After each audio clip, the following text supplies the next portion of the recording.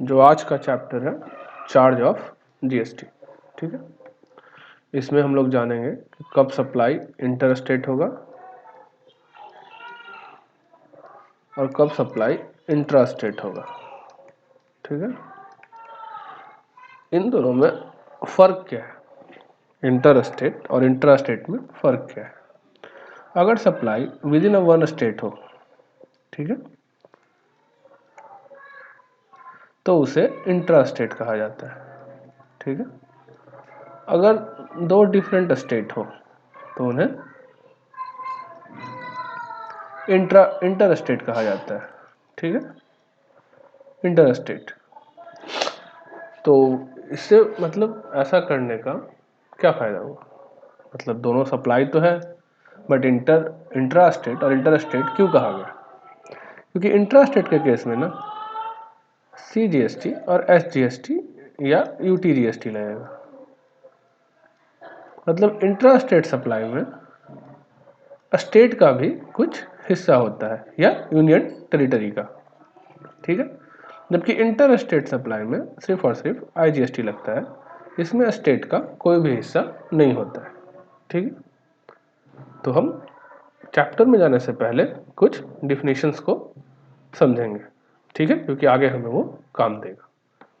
Central tax CGST, ठीक है, integrated tax IGST, state tax SGST। ठीक है, गुड्स का मतलब हमें पता है, चैप्टर वन में हमने ये पढ़ रखा था। Every kind of more property other than money and security but include actionable claim, growing crops, grass and things attach to और फॉर्मिंग पार्ट ऑफ लैंड। अब ग्रोइंग क्रॉप्स और ग्रास का क्या होता है ना, ये भी जब तक ये मान लो ये लैंड है, यहाँ पे धान उगे हुए हैं, ठीक है, तो बेसिकली ये भी एट प्रेजेंट, तो जब इसमें धान उगे हुए हैं ये गुड्स में नहीं आता। लेकिन अगर यही क्रॉप्स, यही ग्रास या थिंग जो अटैच है लैंड से या फॉर्मिंग पार्ट ऑफ लैंड है और एग्री हुआ है कि सप्लाई के पहले उसे काट दिया जाएगा, काट के एग्री टू बी सर्व्ड, ठीक है, बिफोर सप्लाई और under a contract of supply. ठीक है, सीवेड मतलब काटना, इन्हें काट करके बेचा जाएगा।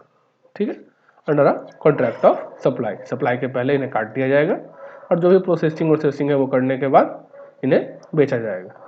ठीक है, तो इसीलिए कहा गया ग्रोइंग क्रॉप, ग्रास और थिंग्स अटैच टू और forming part of land. At present ये इमूवेबल है क्योंकि लैंड से अटैच्ड है।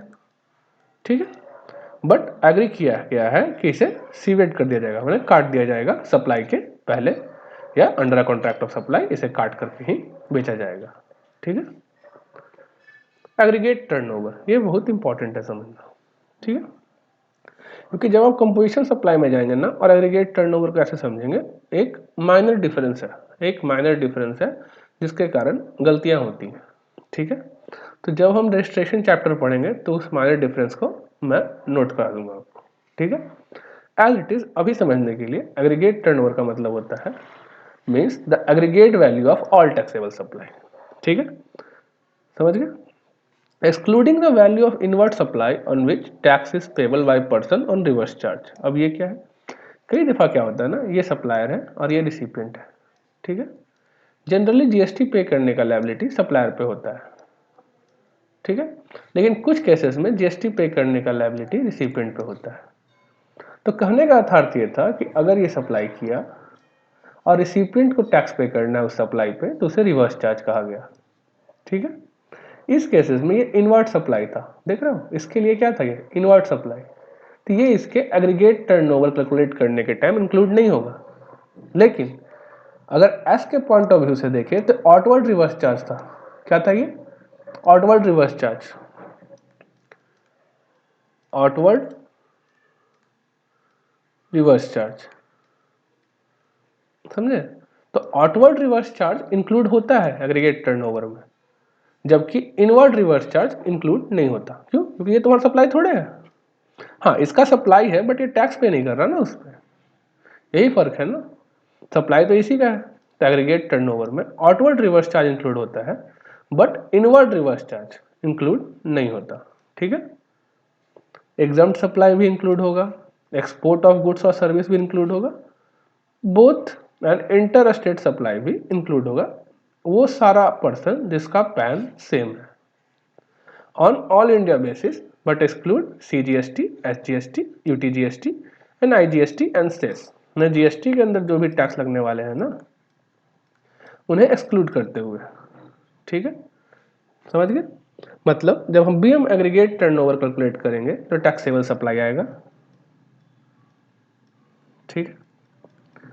ये taxable supply invert reverse charge को इंक्लूड नहीं करेगा,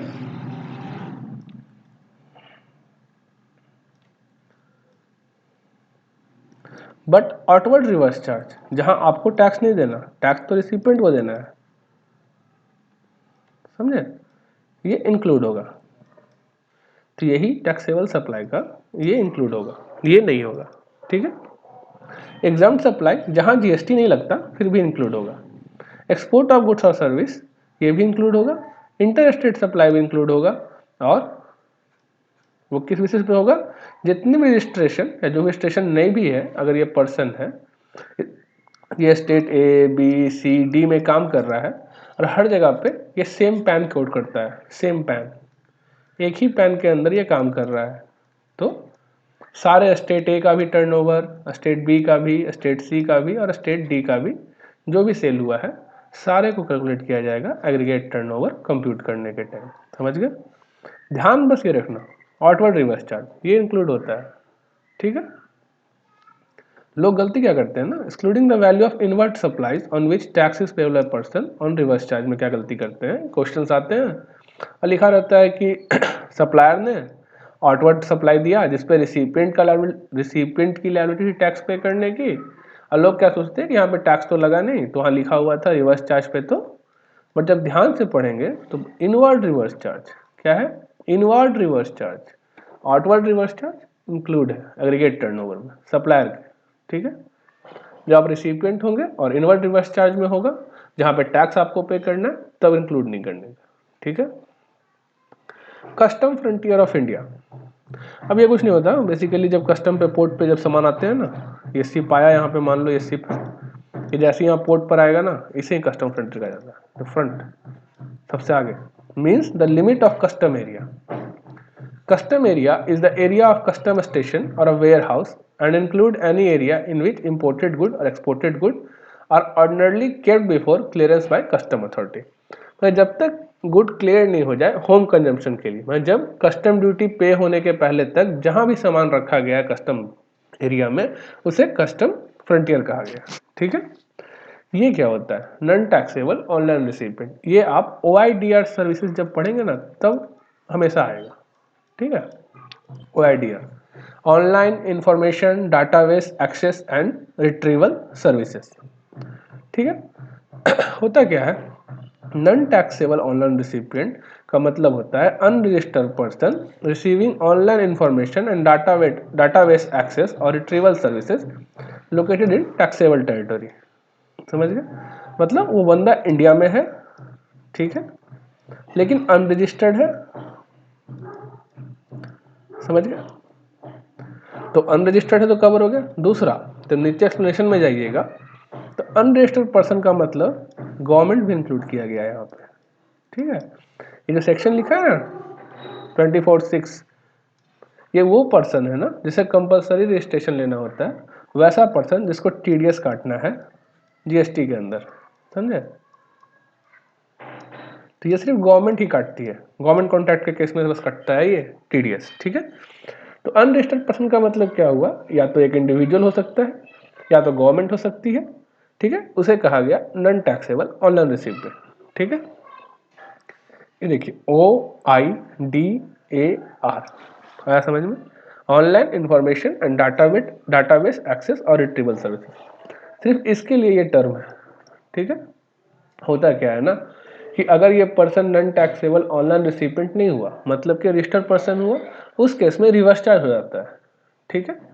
मतलब जो बंदा इंडिया में सर्विस ले रहा है बाहर वाले बंदे से, ठीक है, अगर इंडिया में OIDR है तो कोई दिक्कत नहीं, तब तो फॉरवर्ड चार्ज रहेगा। अगर OIDR इंडिया में नहीं है, OIDR बाहर है इंडिया के और वहां से वो सर्विस दे रहा है इंडिया वाले बंदे को, अगर ये रजिस्टर्ड रहता है ना, रजिस्टर्ड, तो रिवर्स चार्ज में ये टैक्स देगा।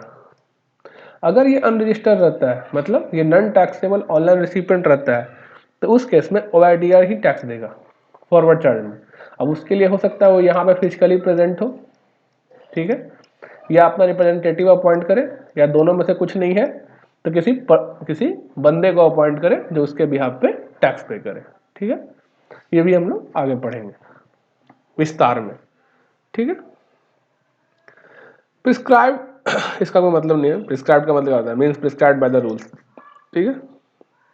रजिस्टर्ड पर्सन कुछ नहीं, वही mean a person who is registered under section 25 but does not include a person having यून। यून कुछ कुछ पर्सन्स को मिलते हैं, ठीक है। ये जब रजिस्ट्रेशन चैप्टर पढ़ेंगे तो आपको समझ में आएगा किन्हें यून मिलता है, ठीक। यूनिक आइडेंटिटी नंबर, इसे यून कहा जाता है, ठीक है। रिवर्स चार्ज, ये वही चीज जहां पर रिसिपिएंट को टैक्स पे करना है, ना कि सप्लायर को, ठीक है। सेक्शन 93, 94 में कवर है, और IGST के 53 और 54 में कवर है, ठीक है।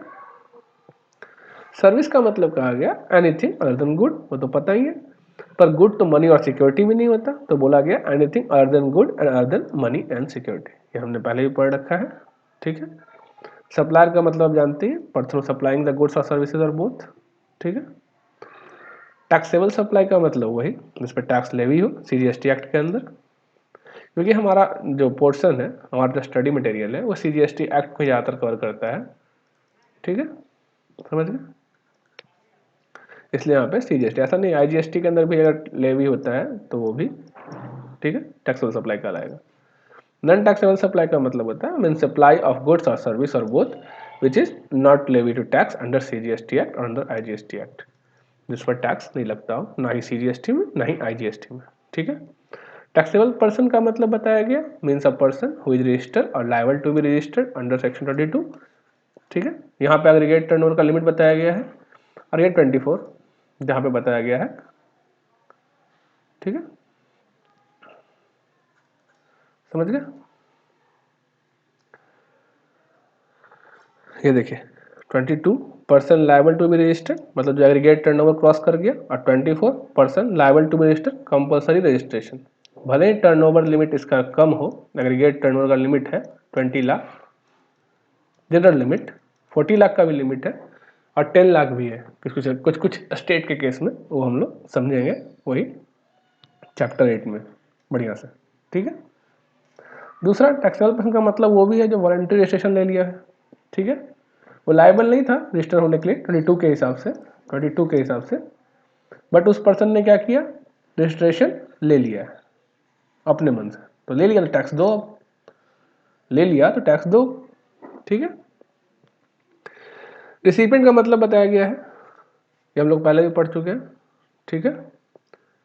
रिसिपेंट का मतलब बोला गया वो बंदा, मेरा consideration is payable for the supply of goods और सर्विस और both the person who is liable to pay, जो बंदा पैसे दे रहा है, ठीक है। अगर कंसिडरेशन पेबल नहीं है तो जिस बंदे को सामान डिलीवर किया गया या लेवल किया गया या जिसके पोजीशन में सामान है, ठीक है। Where no consideration is payable for supply of service, अब यहाँ तो गुड्स कवर हो गया, और यहाँ पे वही सर्विस है, जहाँ सर्विस के केस में कंसिडरेशन नहीं पे हो रहा है तो क्या होगा, जिसे सर्विस रेंडर्ड किया गया, ठीक है। अब extent and commencement of GST law, ठीक है। यहाँ इंडिया का मतलब बताया गया है, ठीक है।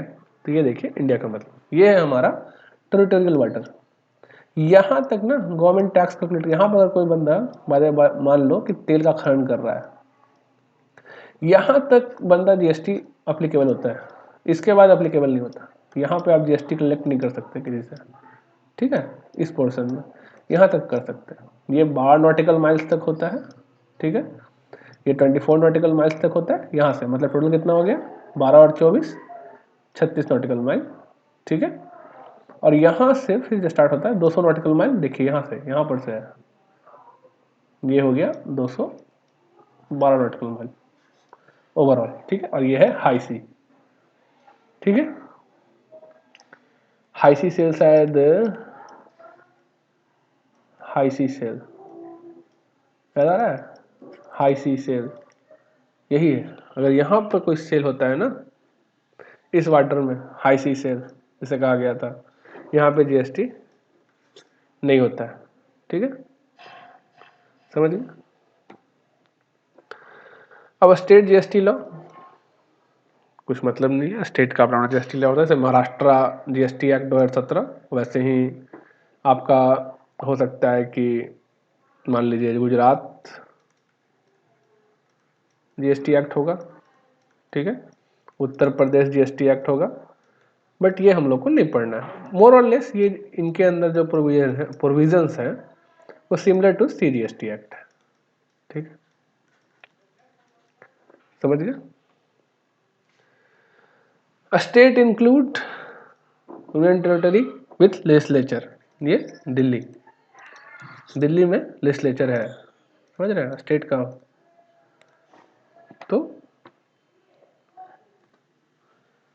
तो जैसे दिल्ली है, ठीक है, तो दिल्ली में लेजिस्लेचर है, ठीक है, तो उसे स्टेट कहा जाएगा। ठीक है, मतलब वहां पर एसजीएसटी लगता है, ना कि यूटीजीएसटी। ठीक है, समझ गए। जैसे एग्जांपल के तौर पर दिया हुआ है, state union territory with legislature Delhi है, पुडुचेरी है, जम्मू कश्मीर है। इसके अलावा और जो यूनियन टेरिटरी है वहां पर यूटीजीएसटी लगता है। मतलब इन तीनों को छोड़ करके दिल्ली, पुडुचेरी और जम्मू कश्मीर, यहाँ पर एसजीएसटी ही लगेगा। ठीक है, आप वही सेम चीज़ है, इंटीग्रेटेड क्वेश्चन, आईजीएसटी, यूटीजीएसटी। ठीक है, यूनियन टेरिटरी में देखिए यहाँ पर क्या है, अंडमान निकोबार, लक्षद्वीप, दादर एंड नागर हवेली, डामन दीव, लद्दाख, चंडीगढ़ और अदर टेरिटरी। ठीक है, देखिए आपको यहाँ क्लियरली बोल दिया गया है स्टडी मटेरियल में, प्रिंसिपली जो है प्रोविजन ऑफ सीजीएसटी और आईजीएसटी पढ़ा गया है। स्टेट जीएसटी लॉ हमारे स्कोप से बाहर है। ठीक है, अब आता है चैप्टर का शुरुआत। ठीक है, section 9 of CGST act and section 5 of IGST act. ठीक है, यहाँ पे हम जानेंगे सप्लाई इंटर स्टेट कब है और इंट्रा स्टेट कब होगा। ठीक है, अभी तो हम सिर्फ जानेंगे कि इंटर स्टेट कब है। ठीक है, समझ गए। तो सबसे पहला सेक्शन जो लिखा गया कुछ नहीं है, सिंपली बोला गया सेक्शन 9 सब सेक्शन 1। ठीक है, subject to the provision of sub section 2, मैंने इसको ध्यान में रखते हुए there shall be levied a tax called the central goods and service tax on all intra-state supply of goods और सर्विस और बोथ। बोला गया हर इंट्रा-स्टेट सप्लाई पे सीजीएसटी एक्ट लगेगा, except on the supply of alcoholic liquor. Alcoholic liquor अभी outside the ambit है। ठीक है, ये आउटसाइड द एम्बिट है, तो इसके सेल पर सीजीएसटी नहीं लगेगा। फॉर ह्यूमन कंजम्पशन, मतलब अगर ये इंडस्ट्रियल यूज के लिए हुआ ना, इंडस्ट्रियल यूज के लिए, इंडस्ट्रियल, हाँ लिखने में थोड़ी दिक्कत होती है मुझे, इंडस्ट्रियल यूज के लिए हुआ ना, ठीक है, तो सीजीएसटी लगेगा, ये ध्यान रखिएगा। ठीक है, on the value determined under section 15। Section 15 क्या है, वैल्यू ऑफ सप्लाई का सेक्शन है, ये वैल्यू कैसे कंप्यूट होगा। ठीक है, एंड एट सच रेट, अब रेट जो स्पेसिफाई किया गया है गवर्नमेंट द्वारा, ठीक है, at such rate not exceeding 20%, पर जो भी स्पेसिफाई है सीजीएसटी का रेट 20% से ज़्यादा नहीं हो सकता। ठीक है, तो हाई जब अभी तक जो हाईएस्ट रेट है वो क्या चलता है, 14% सीजीएसटी, 14% एसजीएसटी, देख रहे हैं, 20% से कम है। समझ गए। As may be notified by the government on the recommendation of the council and collected in such a manner as may be prescribed and shall be paid by taxable person। Obvious सी बात है, non taxable person थोड़े देगा।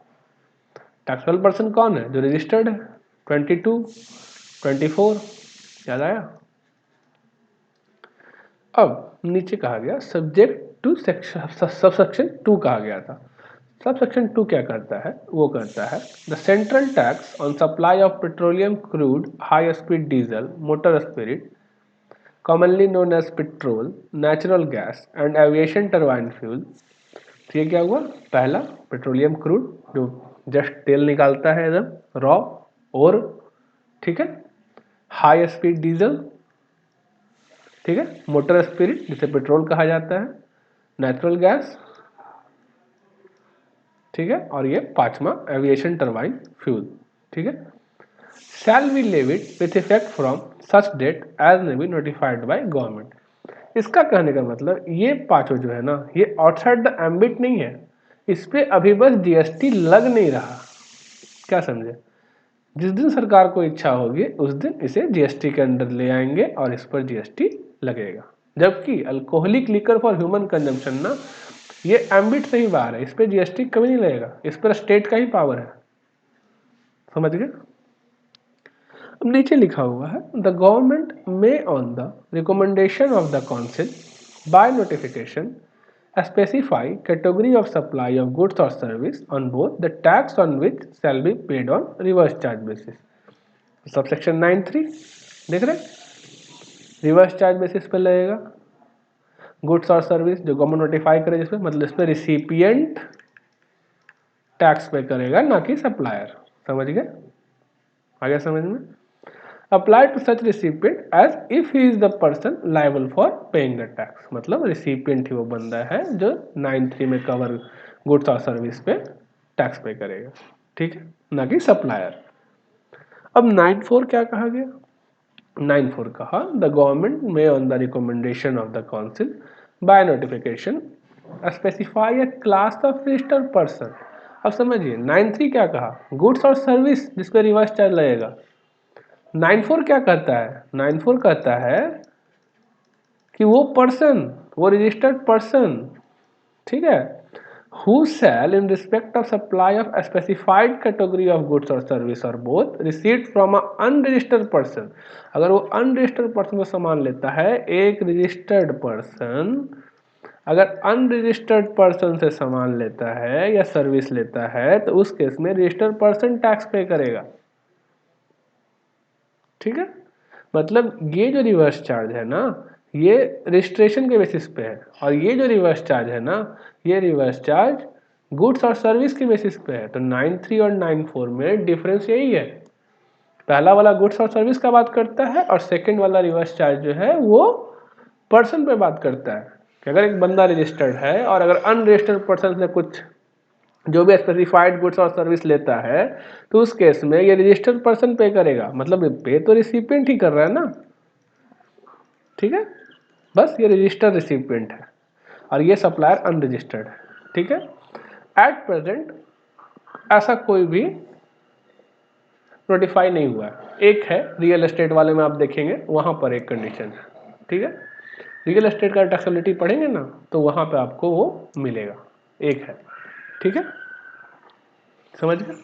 अब देखिए section 5 क्या है, कुछ नहीं है, देखिए यहाँ पे लिखा था ना सेक्शन 5 ऑफ आईजीएसटी एक्ट, समझ गए, मैंने इसका जो सेक्शन 9 में कवर है इसके सेक्शन 5 में कवर है।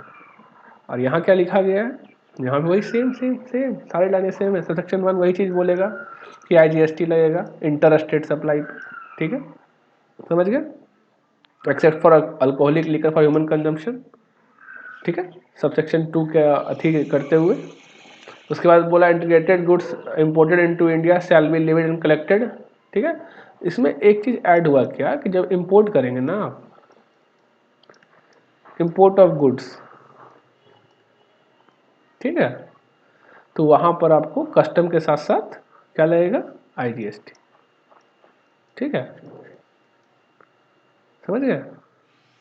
Provided that IGST on goods imported into India shall be levied and collected in accordance with the provision of Section 3 of Custom Tariff Act 1975 on the values as determined under the said act। मैंने custom act के अनुसार जो value determine होगा उसे कहा जाता है accessible value, ठीक है, समझ गए। At the point when duty of custom, जब इस पे कस्टम लगेगा, इस एसेसेबल वैल्यू पे जब कस्टम लगेगा, कस्टम कब लगता है आगे पढ़िएगा, जब क्लियरेंस फॉर होम कंजम्पशन होता है। तो जैसे ही क्लियरेंस फॉर होम कंजम्पशन होगा ना, तो इसमें कस्टम बिल ऑफ एंट्री जब फाइल होगा फॉर होम कंजम्पशन के लिए, तब इस पर जैसे ही कस्टम ड्यूटी लगेगा ना, उसके बाद क्या लगेगा, इन दोनों को जोड़ देगा, फिर कस्टम ड्यूटी प्लस दिस, और इस जोड़े हुए सम पे IGST लगाएगा। ठीक है, समझ गए। अब देखिए वही subsection 2 same, petroleum crude, high speed diesel, motor spirit, natural gas और एविएशन टर्बाइन फ्यूल पे जब सरकार को इच्छा होगी फ्रॉम सच डेट नोटिफाई करेगा, ठीक है, काउंसिल के रिकमेंडेशन पे कि अब से इन पर GST लगेगा, इन पांचों पर GST लगेगा। ठीक है, वही सेम अब 5(3) वही जैसे 9(3) था। ठीक है, इस पर IGST कौन पे करेगा, रिसिपिएंट। ठीक है, रिवर्स चार्ज। फिर वही रजिस्टर्ड पर्सन, अगर अनरजिस्टर्ड पर्सन से सामान खरीदता है तो उस पर 5(4) सेम एज 9(4). ठीक है, तो रजिस्टर्ड पर्सन टैक्स पे करेगा, अगर रजिस्टर्ड पर्सन अनरजिस्टर्ड पर्सन से सामान खरीदता है तो उस पर रिवर्स चार्ज बेसिस पे रिसिपिएंट। रिसिपिएंट कौन हुआ, ये रजिस्टर्ड पर्सन। ठीक है, ये तो सप्लायर है। देखिए आगे समझ में। अब आते हैं इन सेक्शन का एनालिसिस पे। ठीक है, एनालिसिस करने का क्या है, मतलब वही चीज लिखा हुआ है, आप यहाँ से देखिए, सेम सप्लाई, CGST लगेगा ऑल इंट्रास्टेट सप्लाई पे। ठीक है, alcoholic liquor for human consumption पे नहीं लगेगा। ठीक है, टैक्सेबल पर्सन पे करेगा, कलेक्ट करेगा और पे करेगा गवर्नमेंट को। ठीक है, वैल्यू हम पढ़ेंगे वैल्यू ऑफ सप्लाई में। ठीक है, ट्रांजेक्शन वैल्यू अंडर सेक्शन 15। ठीक है, रेट ऑफ GST जो नोटिफाई किया जाएगा। ठीक है, मैक्सिमम रेट 20%।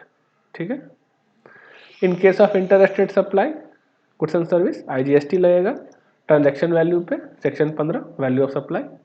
ठीक है, since alcoholic liquor is outside, देखिए ये is outside the purview of GST law, IGST is also not liable on same।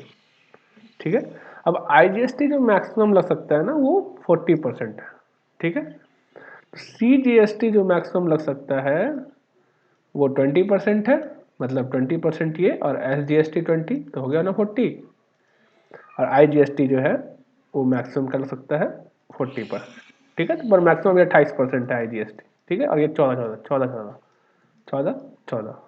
ठीक है, ये मैक्सिमम रेट यहाँ ऊपर पढ़ने टाइम मैंने शायद मिस कर दिया, यहाँ पे आपको इसमें लिखा होगा, कहाँ गए हो, हाँ लिखा है कि नॉट एक्सीडिंग 40%, देख रहे हैं, नॉट एक्सीडिंग 40%, है ना। मेन क्या है ना, GST जब भी रिवाइज करना हो ना, आपको बस यही सब पढ़ना है, ये पढ़ लो, रिवीजन हो गया GST का। एनालिसिस पार्ट में कभी कभी कुछ कुछ इंपॉर्टेंट पॉइंट रहते हैं, उन्हें मार्क कर लो खाली कि हाँ ये पढ़ने के बाद कुछ एक्सेप्शन या कुछ एडिशनल ग्राउंड है तो उसे पढ़ना है बस। ठीक है, इन पर जब मन करेगा तब GST लगाएगा, अभी नहीं लगा रखा। ठीक है, गुड अगर इंपोर्ट होता है तो उस पर IGST लगेगा। ठीक है, देखिए लिखा हुआ है, the integrated tax on good shall be in addition to applicable basic custom duty which is levied as per custom tariff act. ठीक है, उसके बाद GST कंपनसेशन सेस भी लगता है लग्जरी गुड्स। ठीक है, या डिमेरिट गुड्स जो खराब गुड्स। ठीक है, डिमेरिट मतलब खराब में टोबैको, ठीक, टोबैको पे लगाएगा सेस, समझ गए। अब आते हैं रिवर्स चार्ज मैकेनिज्म। ठीक है, CGST IGST shall be paid by recipient. Reverse charge का मतलब तो यही है कि सप्लायर नहीं पे करेगा, रिसिपिएंट पे करेगा उस पर टैक्स। ठीक है, इन द फॉलोइंग केसेस, कौन सा पहला case, supply of such goods और सर्विस और बोथ नोटिफाई किया है गवर्नमेंट। ठीक है, तो गुड्स वाला केस हुआ, समझ गए, सर्विस वाला केस हुआ, और दूसरा अनरजिस्टर्ड पर्सन वाला केस जो है बाय एन अनरजिस्टर्ड सप्लायर, अगर कोई सप्लाई करता है अनरजिस्टर्ड सप्लायर रजिस्टर्ड सप्लायर को, रजिस्टर्ड रिसिपिएंट को सॉरी, तो उस केस में रजिस्टर्ड रिसिपिएंट पे करेगा। अगर ये अनरजिस्टर्ड है, अगर रजिस्टर्ड है तो यही पे करेगा। ऐसा समझ में। अब let us first understand the concept of reverse charge. तो समझना क्या है, सिंपल सिंपल तो बता दिया मैंने आपको कि इस केस में रिसिपिएंट पे करेगा। कौन पे करेगा? रिसिपिएंट पे करेगा। ठीक है, वही चीज लिखा हुआ है, आप देख सकते हैं, पढ़ सकते हैं और पढ़ना हुआ तो ठीक है।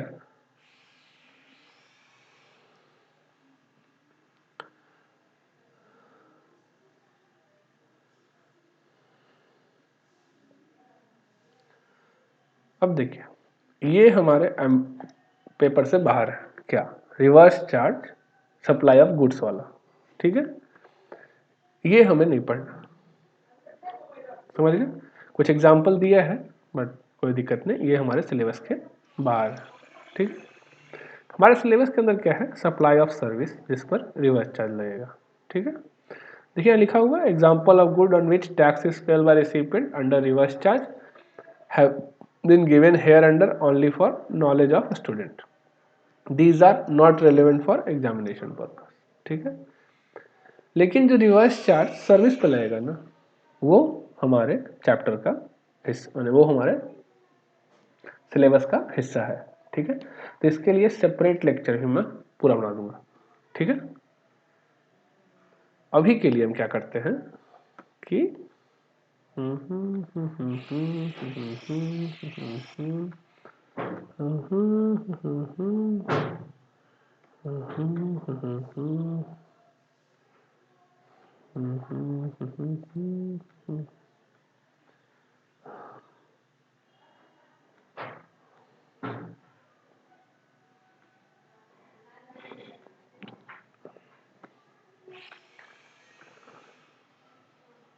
कंपोजिशन लेवी, इसके लिए भी तो सेपरेट लेक्चर ही चाहिए आपको, तो ये दो हिस्से में चला जाएगा मेरे ख्याल से।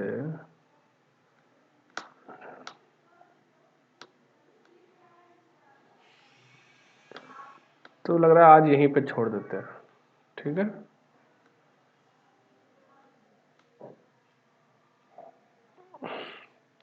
वो दो अलग अलग लेक्चर में चले जाएंगे, कंपोजिशन और रिवर्स चार्ज।